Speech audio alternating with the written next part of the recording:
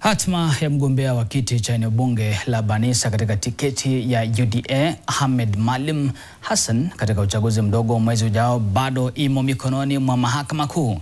Jaji Lawrence Mugambi ameagiza pande zote husika kufika mahakamani tena tarehe 10 Novemba mwaka huu kuthibitisha utekelezwaji wa maagizo ya awali kabla ya mahakama kuamua kuhusu uhalali wake wa kugombea kiti hicho kutokana na madai ya kumiliki uraia wa mataifa mawili. Victor Ngaruya sasa anaarifu tena kwa kina.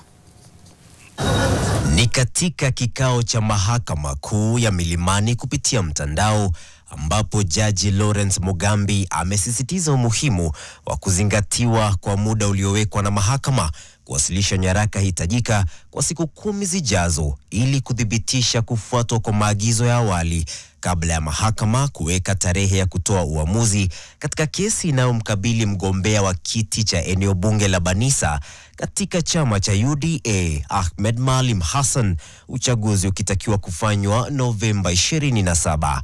If the parties required to file fails to do so within the stipulated time frame, the party next in line should proceed and file within the timeline given and will not be required to wait for the defaulting party. Ahmed Maalim Hassan ameshtakiwa kumiliki uraia wa nchi mbili za Kenya na Uingereza, huku hati zake za uraia pia zikionyesha kuwa nyumbani kwake ni Somalia. Hivyo basi anakiuka sheria ya kuwania kiti cha ubunge Banisa katika hali hiyo.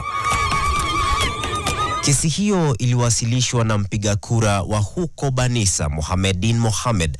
Mlalamishi alidai kuwa tume huru ya uchaguzi na mipaka IEBC kupitia kamati yake utatuzi wa migogoro ilikiuka katiba kwa kutupilia mbali malalamiko yake ya tarehe 21 Oktoba mwaka 2025 kuhusu Ahmed Maalim Hassan, huku Hassan akiidhinishwa kugombea kiti cha Banisa licha ya madai kwamba anamiliki hati hizo mbili za uraia, moja ikimtambua kama Ahmed Maalim Hassan aliyezaliwa Mandera na nyingine ya Uingereza chini ya jina Ali Bare Sheto ikimtambulisha kama raia wa Somalia. Ukae pamoja kama wadugu.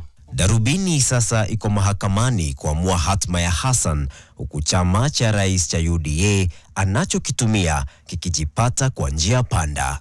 Victor Ngaruya, NTV. Bado tuko na window kidogo mpaka Saturday.